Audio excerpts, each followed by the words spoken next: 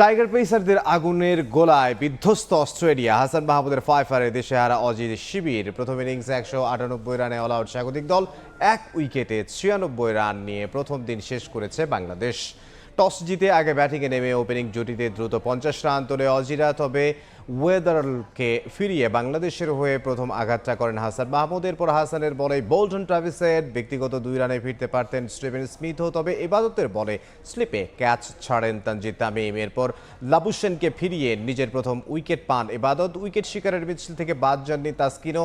Cameron গ্রিনকে ফিরিয়ে শেষ করেন প্রথম সেশন। পরে ফিরে এসে ক্যারিকে এবাদত এবং ওয়েবস্টারকে ফেরান তাসকিন। আর কামিং স্টার্ক এবং স্মিথের উইকেট নিয়ে ক্যারিয়ারের তৃতীয় ফাইফার পূরণ করেন হাসান। শেষে নাথান লায়নকে ফিরিয়ে ক্যারিয়ার সেরা বোলিং ফিগারে স্পর্শ করেন হাসান মাহমুদ। জবাব দিতে নেমে দারুণ ব্যাটিং করেন তামিম এবং মুমিনুল। 1 উইকেট হারিয়ে 102 রানে পিছিয়ে আছে বাংলাদেশ।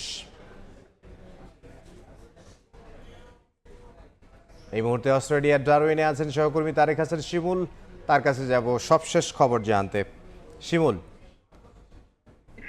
ডারউইন টেস্ট আগে শুরু হওয়ার আগে থেকে নানা ধরনের কথা ছিল এই টেস্টকে হয়তো 2 দিন কিংবা 3 দিনে জিতে যাবে কিনা অস্ট্রেলিয়া। সেই প্রশ্নের জবাবটা বাংলাদেশ প্রথম দিনে ব্যাট বল 2 দিক থেকে দিয়েছে। কিছুক্ষণ আগে ম্যাচ শেষে পোস্ট ম্যাচ প্রেস কনফারেন্সে আজকের দিনের এসেছিলেন স্টিভেন স্মিথ। একেবারে বিধ্বস্ত লাগছিল তাকে।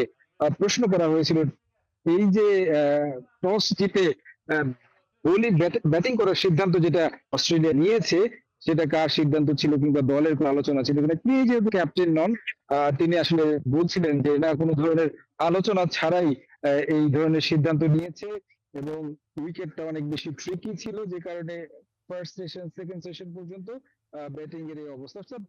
বাজে ব্যাটিং করার পরে উইকেটের দোষ দিচ্ছেন, কিছুটা অসন্তোষও মনে হলো দলের মাঝে। তিনি যেভাবে আসলে ক্যাপ্টেনের সিদ্ধান্তের ব্যাপারটি একেবারে মিডিয়ার সামনে বলে দিলেন যে কোনো আলোচনা ছাড়াই এই সিদ্ধান্তটা নেওয়া হয়েছে।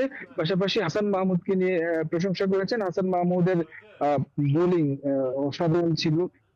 যদি একটু কথা বলি বাংলাদেশের বোলিং সেশনটার কথা, সেক্ষেত্রে নিঃসন্দেহে বলতে হবে হাসান মাহমুদ একেবারে অস্ট্রেলিয়ার যে বাংলাদেশের বোলিং সেশনটার কথা, সেক্ষেত্রে নিঃসন্দেহে বলতে হবে হাসান মাহমুদ একেবারে অস্ট্রেলিয়ার যেই ব্যাটিং লাইন আপ সেটাকে ধসিয়ে দিয়েছে। সকাল থেকে যখন উইকেটটা ভালো ছিল, প্রথম 1 ঘন্টা দারুণভাবে ব্যাট করছিল অস্ট্রেলিয়া। সেই এর পরেই কিছুটা মেঘ জমেছিল ডারউইনের আকাশে, কিছুটা রোদ কমে এসেছিল, তখন কিন্তু সুবিধাটা পাওয়া শুরু হয়েছে এবং তারপরে কিন্তু আর একেবারে ধারাবাহিকভাবে যেটা করা সেটা করেছে। এবং বাংলাদেশ ব্যাটিংয়ে যখন নামলো তখন সাদমানের উইকেট ছাড়া প্রথম দিনে কোনো উইকেট পড়েনি। 196 রানে শেষ করেছে দিনে 1 উইকেটে। বলতে হয় যে বাংলাদেশ প্রথম দিনের কিংবা যদি বলি যে ডারউইন টেস্টের লাগাম ধরেছে, সেটা বললে ভুল হবে না। তো ডারউইন থেকে আমার কাছে ছিল সবশেষ। অস্ট্রেলিয়ার ডারউইন থেকে সহকর্মী তারেক হাসান শিমুল।